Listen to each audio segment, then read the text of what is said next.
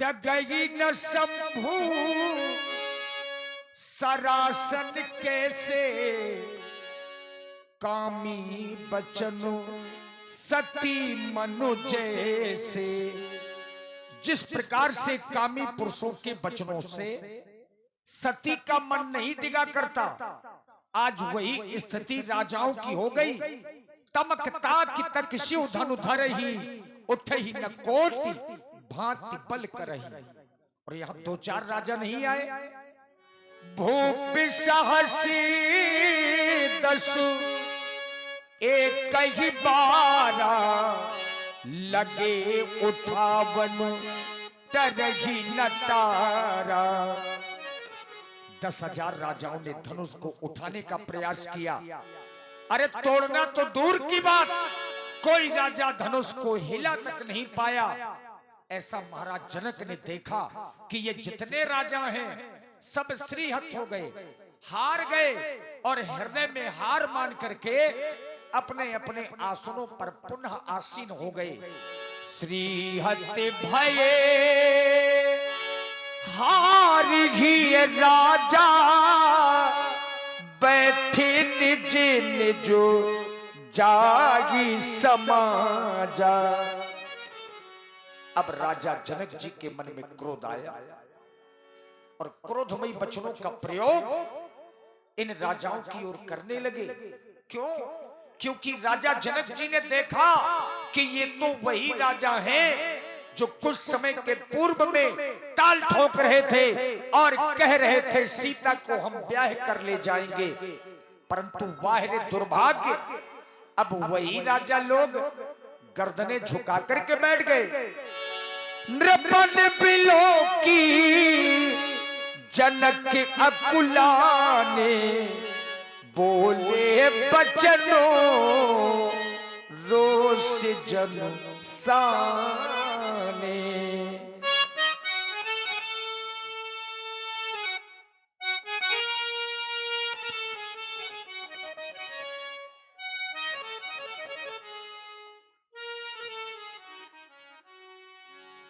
समाप्त हो गया तुम्हारा पराक्रम, समाप्त हो गया तुम्हारा साहस। हरे देश देशांतर से आए हुए नेपालों, कहां चली गई तुम्हारी वो वीरता, कहां चली गई तुम्हारी वो रणधीरता, और कहां चला गया तुम्हारा वो बल। सभी महिपाल श्रीयत हो गए। अगर आप लोग श्रीयत हो गए थे तो मेरी मिथिला का परित्याग कर देते, छोड़ देते मेरी मिथिला को और चले जाते यहां से। लेकिन नहीं, आप लोगों ने ऐसा नहीं किया। देख लो मिथिला वासियों, देख लो इन महिपालों की ओर। इन महिपालों ने सिर्फ एक कार्य किया, और वो भी कौन सा, देखे ना।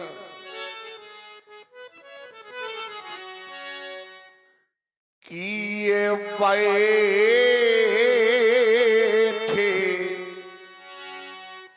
निजे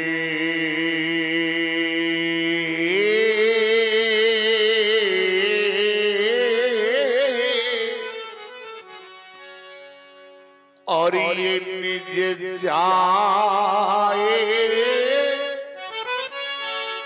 ये समाजा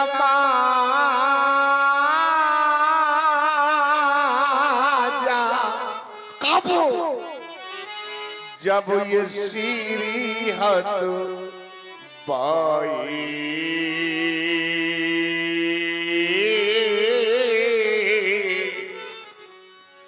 मैंने किसी महिपाल को निमंत्रण नहीं दिया था। आप लोग कहेंगे महाराज तो क्या हम बिना बुलाए आए? नहीं, मैंने 7 महाद्वीपों में ढिंढोरा पिटवाया, मुनादियां करवाई, जिनको सुन करके आप यहाँ पर आए हैं। तो है कोई ऐसा महिपाल, है कोई ऐसा भूपाल, अरे कोई करते मेरी प्रतिज्ञा की पूर्ति और ये प्राप्त कर ले सीता मूर्ति। याद रख लेना, अगर किसी ने मेरे प्रण की पूर्ति कर दी तो उसे एक नहीं, दो नहीं, तीन तीन लाभ प्रदान करूंगा। सुन ले पहले मेरे लाभ। अगर आपको मेरे लाभ अच्छे लगे तो आकर के मेरे प्रण की पूर्ति कर देना। सबसे पहला लाभ, आप लोगों के समक्ष मेरी बेटी सीता देखे ना। आरी आए कुंवारी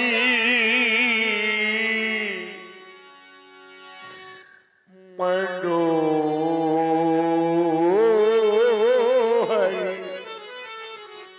सबके मन को मोहने वाली मेरी कुंवारी जानकी। पहला लाभ, ये कुंवारी मनोहर पीछे पड़ी।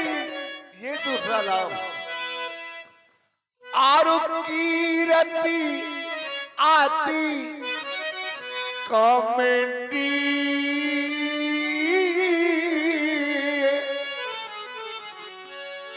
और पावन हारे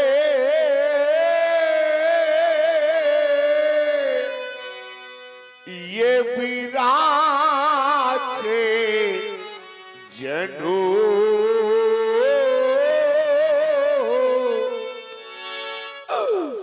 तो ये रचो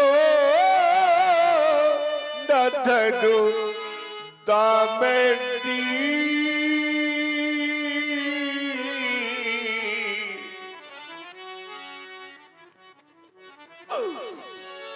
आज मेरा सब कुछ समाप्त हो गया। क्या क्या नहीं सोचा था मैंने आज। क्या संसार में एक मई ऐसा पिता हो। नहीं नहीं मेरे बंधुओं, संसार का प्रत्येक वो पिता, संसार की प्रत्येक माँ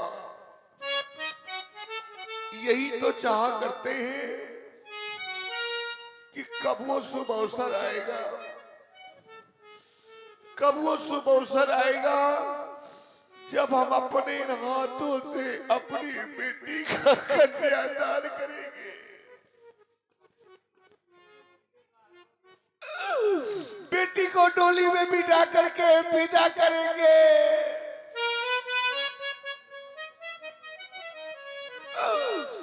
संसार का प्रत्येक पिता चाह करता है, प्रत्येक को मां चाह करती है।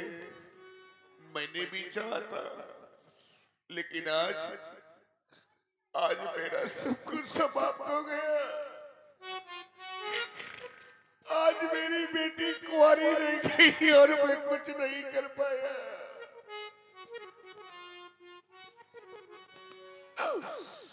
आज कष्ट इस बात पर नहीं कि अजगों का खंडन नहीं हुआ, आज दुख इस बात पर है कि एक राजा की बेटी आज कुंवारी रह गई।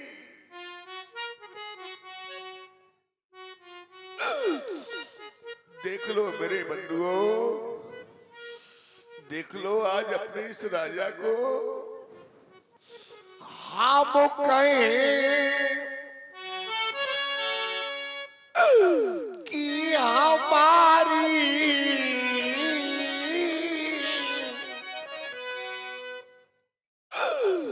और ये दुलारी रही।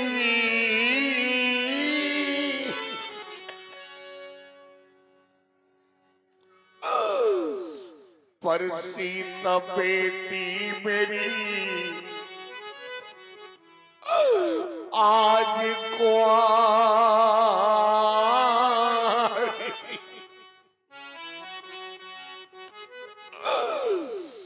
ये राजा बेटी मेरी कुंवारी रही। क्या मेरी बेटी के हाथ में कभी मेहंदी नहीं सज पाएगी? क्या मेरी बेटी की मांग सदा सदा के लिए सुनी रह जाएगी?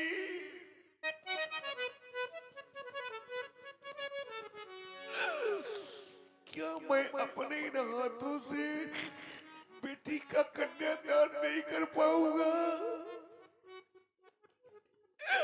क्या मैं बेटी को डोली में बिठा कर अब कभी विदा नहीं कर पाऊंगा?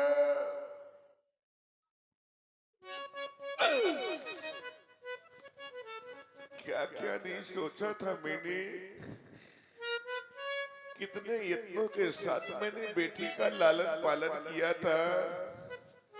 मेरे बंधुओं, बड़े अरमान से मैंने पाली सिया।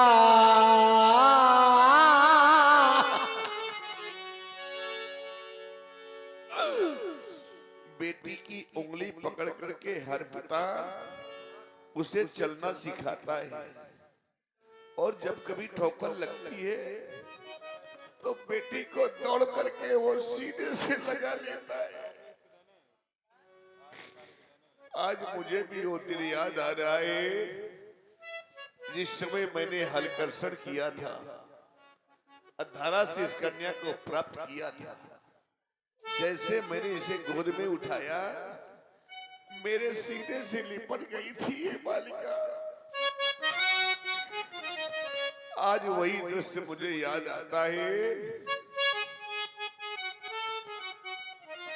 कि बड़े अरमान से और मैंने पाली सिया।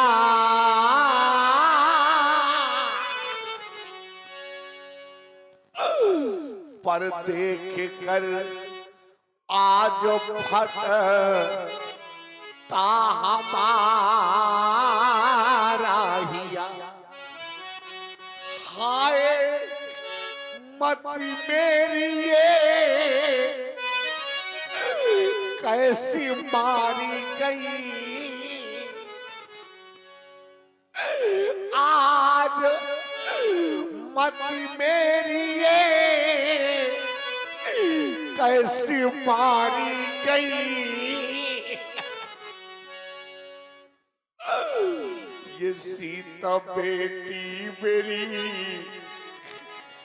आज कुंवारी रही।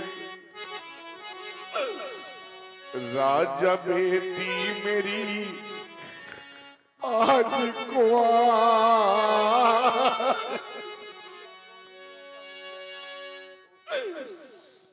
देख रहा हूं। और आप हैं रोशनी मुखिया। बहुत से पिता बैठे हैं जिनके घरों में बेटियां हैं। बहुत सी माताएं बैठी हैं जो निश्चय ही एक बेटी की मां होंगी, बेटी की उंगली होगी। मेरे बंधुओं, बेटियां तो सभी के घरों में होती हैं, बेटियां तो सभी के घरों में होती हैं, लेकिन आज इस समाज में ऐसे भी पिता बैठे हैं, ऐसी भी माताएं बैठी हैं जिनके घरों में बेटियां हैं। बेटियां तो हैं, बेटियां तो हैं मेरे मित्रों, बेटियां तो हैं, लेकिन आज वो बेटियां सयानी हो गई है। आज वो बेटियां विवाही हो गई है। अरे पूछो उस बूढ़े पिता से जिसके घर में बेटी विवाही हो जाए, बेटी सयानी हो जाए, उस पिता को रात्रि में निद्रा तक नहीं आती कि मेरी बेटी सयानी हो गई। पूछ लो उस बेचारी माँ से जिसके घर में सयानी बेटी हो, बेटी विवाही योग हो, उस बेचारी माँ से पूछो, उस माँ को चैन नहीं मिलता, वो यही सोचती है कि हे भगवान, मेरी बेटी के योग कब पर मिलेगा, कब मैं अपनी बेटी के हाथ पीले करूंगी। और आप हैं भाई श्री सत्येंद्र मुख। मेरे बंधुओं, ऐसे लोग नहीं जाना करते। कैसे लोग? ऐसे लोग कि जीने दे ये कन्या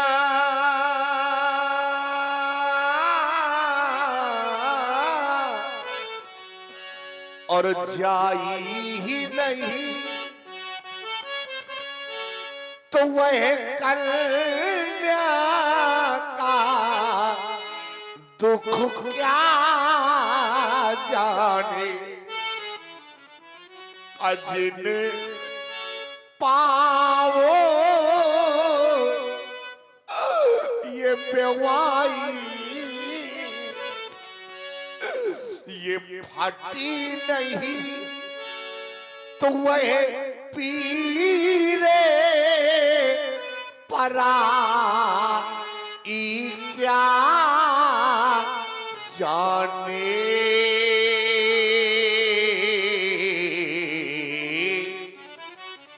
क्या जाने वो लोग जिनके घर में बेटी ही नहीं है, बेटी का दर्द क्या होता है, पिता की वेदना क्या होती है, क्या समझेंगे वो लोग, क्या जानेंगे वो लोग।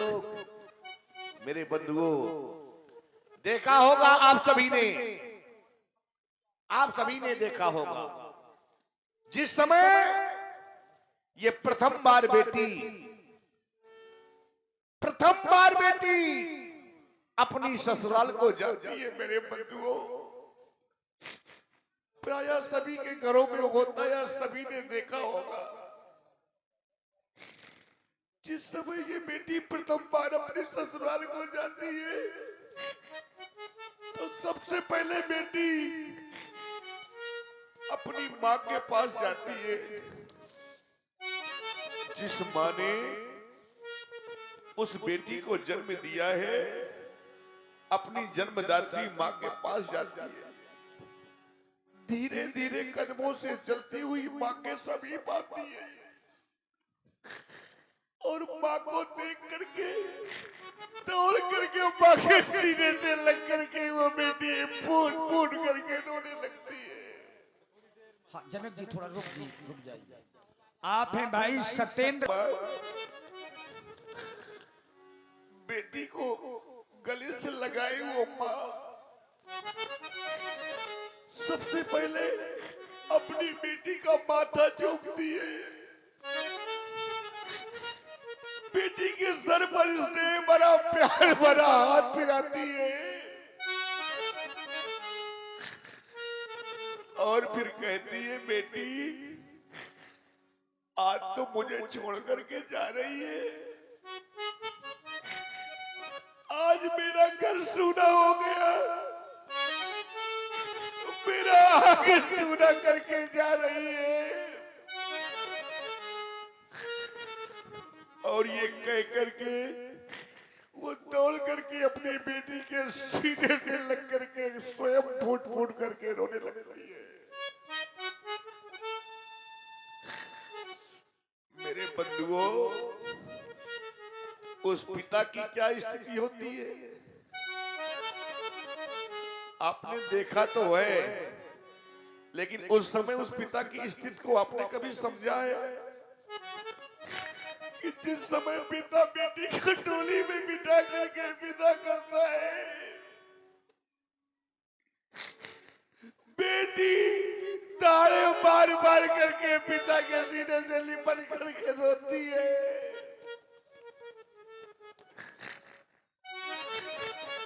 उस समय पिता के हृदय में क्या बीत रही होगी जानते हैं मेरे मित्रों, कि डोली में बिठाकर वो अपनी बेटी को, पिता बेटी को डोली में बिठा करके विदा करता है। बेटी के सामने आंसू नहीं बहाता। जानते हो क्यों?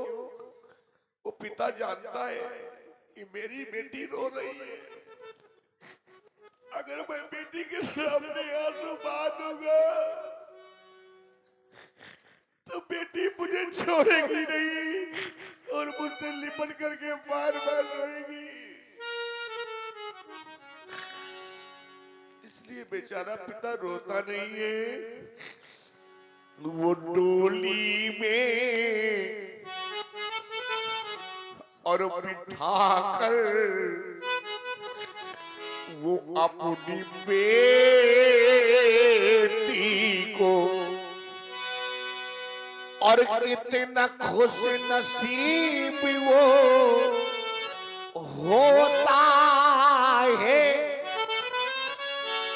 बेटी को विदा कर देता है। बेटी ससुराल चली जाती है और जिस समय बेटी को विदा कर देता है मेरे बंधुओं, तो वही पिता चारों ओर को दृष्टिपात करता है, देखता है कोई घर का कोई परिवार का मुझे देख तो नहीं रहा। और जब देखता है कोई नहीं देख रहा तो जानते हो क्या करता है कि एक कोने में जा करके वो तो फूटे फूटे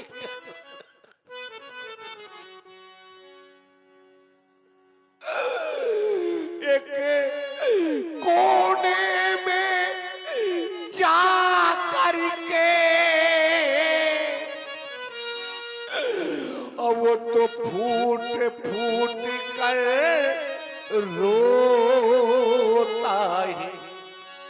अब भगवान से प्रार्थना करता है, ईश्वर से प्रार्थना करता है, परमात्मा से कहता है कि हाय विधाता तूने ये, परमात्मा से कहता है, उस ईश्वर से कहता है कि हाय विधाता तूने ये, और कैसी रीत बनाई जिस बेटी को मैंने पाला वो अब बेटी हुई पराई। जिस बेटी को मैंने पाला वो अब बेटी हुई पराई। और जिस समय ये पराई शब्द सुन लेता हूं मेरे बंधुओं, हृदय में तीर सी उठती है, तीर सी उठती है हृदय में। क्योंकि लोग अक्सर कहा करते हैं कि ये बेटी पराया धन है। क्यों भाई कहा करते हैं ना? समाज में आप लोग बैठे हो, बोलो जरा, ये ज्ञान की नगरी है मिथिला। लोग कहा करते हैं कि ये बेटियां पराया धन है, बेटी पराया धन है, लेकिन ना, इस बात को मैं स्वीकार नहीं करता। मैं नहीं मानता इस बात को कि ये बेटी पराया धन है। अगर बेटी पराया धन है तो मैं जानना चाहता हूं आपसे, अगर ये बेटी पराया धन है तो क्यों करते हैं लोग कन्यादान, क्यों देते हैं लोग दान? अगर बेटी पराया धन है, क्या पराये धन का कोई दान करता है? दान अपनी वस्तु का होता है, पराई की नहीं। अपनी वस्तु का दान किया जाता है, पराई की वस्तु का दान नहीं किया जाता। और अगर बेटी पराये धन है तो क्यों करते हैं लोग कन्यादान, क्यों फिर देते हैं लोग दान? इसलिए ना, बेटी पराया धन नहीं है, बेटी अपना धन है। और अगर मैं आपकी बात को कहीं से स्वीकार भी कर लूं, आपकी बात को मैं कहीं से मान भी लूं, तो मेरे बंधुओं एक बात मेरी याद रख लेना। अब वो कौन सी बात? कि बेटी लाख ये पराया धन,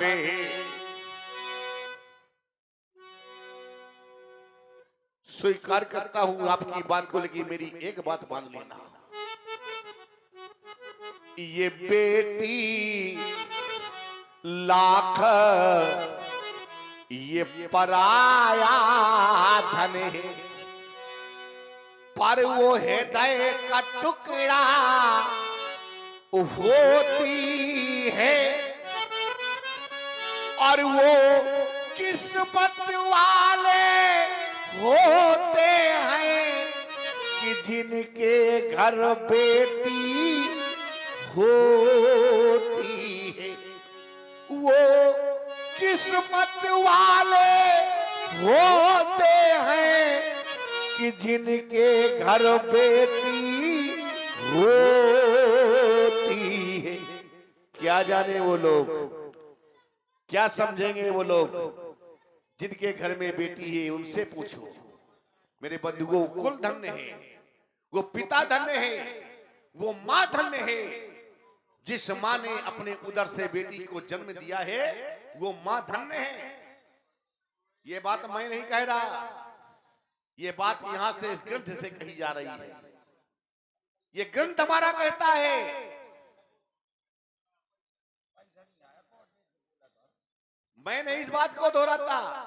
और आप हैं भाई सत्येंद्र, ये हमारा ग्रंथ बताता है, हमारा ग्रंथ कहता है। क्या कहता है कि नहीं मां तो धन्या जो ये कन्या नहीं है। वो मां धन्य नहीं है जिस मां ने अपने उदर से बेटी को जन्म नहीं दिया है।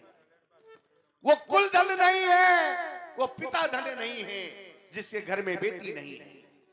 मेरे बंधुओं, ये बात मैं नहीं, ये बात यहां ग्रंथ से बताई जा रही है। और मां कौन धन्य है, कौन पिता धन्य है, कौन वो कुल धन्य है कि जने मां तु कन्या सो धन्या वही है। जो मां अपने उदर से बेटी को जन्म देती है वही मां धन्य है, वो कुल धन्य है। एक बार एक सज्जन दौड़ करके मेरे मंच के पास आए, बोले महाराज आप बेटी और बेटे में भेदभाव पैदा कर रहे हैं, बेटी और बेटे में पक्षपात कर रहे हैं। अरे मैंने कहा ना भैया, मैं भेदभाव क्यों करूंगा, मैं पक्षपात क्यों करूंगा। बोले सरासर आप बेटी और बेटे में पक्षपात कर रहे हैं, आप भेदभाव कर रहे हैं, बेटी बेटी कर रहे हैं। बेटी से क्या है, अरे बेटे से वंश चलता है, बेटा कुल का दीपक है, और बेटी क्या है। वाह वाह मेरे मित्रों, इस बात को बड़ी सरलता से कह दिया कि बेटी माने कुछ नहीं। बेटे से आपका वंश चलता है, बेटा कुल का दीपक है, और बेटी कुछ नहीं। याद रख लेना, जिस दिन ये बेटी न होगी संसार में, संसार ही नहीं होगा, कोई नातेदार न होगा, कोई रिश्तेदार न होगा, इस जगत का सार न होगा अगर ये बेटी न होगी। याद रख लेना। क्यों, मैं मानता हूं इस बात को कि कर बेटा ये कुल का दीपक है। इस बात को मैं स्वीकार करता हूं, इस बात को मैं जानता हूं कि बेटे से वंश चलता है, बेटा कुल का दीपक है। लेकिन मेरे मित्रों, कर बेटा ये कुल का दीपक है, तो ये बेटी नैनों की ज्योति, अब वो घर मंदिर बन जाता है जिस घर में बेटी होती है। वो घर मंदिर बन जाता है जिस घर में बेटी होती।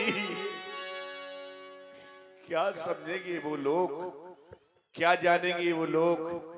एक बात मेरी हमेशा याद रख लेना मेरे मित्रों, चाहे आपका रिश्तेदार हो, नातेदार हो, सगा भाई हो, बेटा हो, कोई भी हो, आपके काम में अगर कोई आएगी तो उस बेटी पिता से अगर सच्चा प्यार करती है, पिता को स्नेह करने वाला है, प्यार करने वाला है, उसकी देखभाल करने वाला है, तो वो है उसकी बेटी।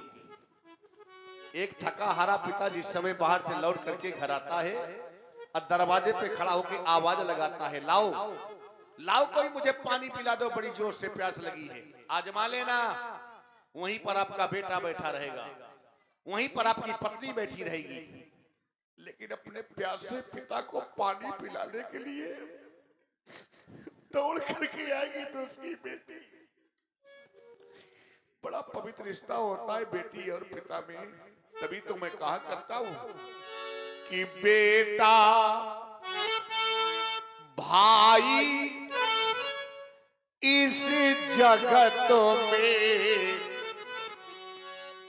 और ये सब स्वार्थ के, और ये मीर पर बेटी अपने ये निज पिता से करती साची प्रीत।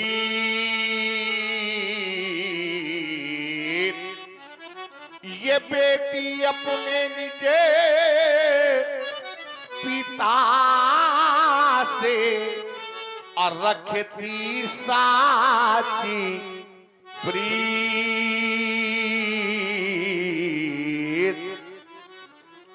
ससुराल में बेटी को अगर एक बार भोजन न मिले वो भी सह लेगी, कितनी भी यातनाएं मिल जाएं सब कुछ सहन कर लेगी बेटी। लेकिन अगर उसके माँ और पिता के खिलाफ कोई अपशब्द कहा गया मेरे बंधुओं, तो भारतीय संस्कृति में पली हुई है बेटी अपने प्राण त्याग देगी, लेकिन अपने पिता के खिलाफ कोई शब्द नहीं सुनते। ज्ञान की नगरी मिथिला में सारे के सारे मौन हो गए, सारे के सारे शांत हो गए। मैंने सोचा था ज्ञान की नगरी है मिथिला, लेकिन आज मैंने जान लिया कि सारे विद्वान, सारे पंडित, सारे ज्ञानी सब मौन हो गए, शांत हो गए। कहना नहीं चाहता था, लेकिन आज मुझको कह देना पड़ा, क्योंकि मैंने जाना है, मैंने समझा है, तभी तो आज मैंने कह दिया कि ये आप जानी को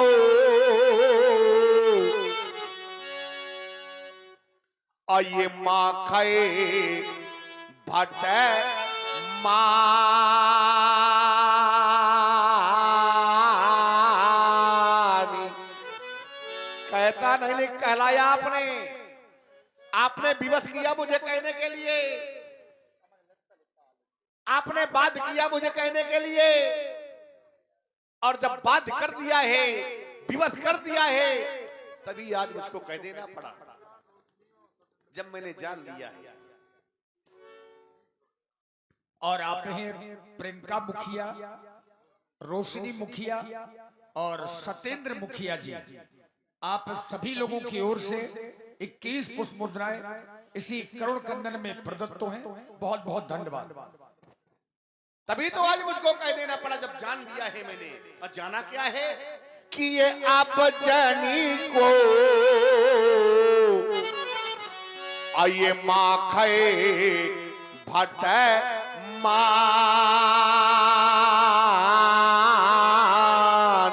क्यों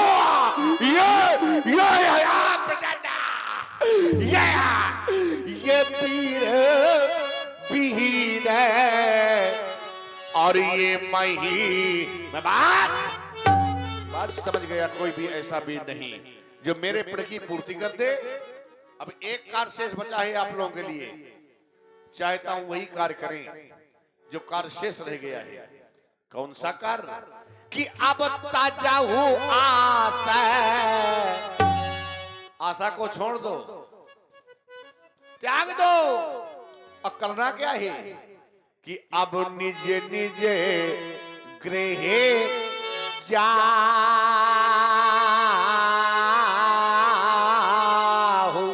क्यों? क्योंकि यहाँ पर ये लिखा ना विधि, ये पैदे ही पीवा।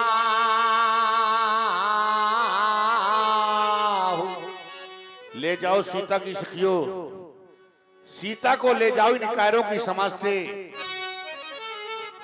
देश देशांतर से आए हुए नेपालो, मई पालो भूपालो। समाप्त हो गया सीता स्वयंवर, ये समाप्त हो गया अधिवेशन। आप सभी लोग अपने अपने घरों को प्रस्थान कर जाएं, चले जाएं अपने अपने घरों को। अरे ये क्या, आप लोग जाने का कोई उपक्रम नहीं कर रहे हैं, अपने अपने स्थानों में बैठे हुए हैं। अगर आप लोग नहीं जाना चाहते, आप लोग अगर जहां से नहीं जाना चाहते हैं तो आदेश से हमारा। अगर आप नहीं जाना चाहते हैं तो आप एक कार्य करो। और कौन सा कार्य करना है? कार्य आपको बस ये करना है कि ये सभा और ये सभा करा दो बंद, क्योंकि बिगड़ गया मिथिलेश का ये रंग अमन का रंग। भगा दो नेपालों को यहां से। आप राजा जनक की वाणी को सुनकर के और सीता जी को देख देख करके जितने भी मिथिलावासी हैं आज सबके सब दुखित हैं। जनक बचन सुनी सब नर नारी, देखी जान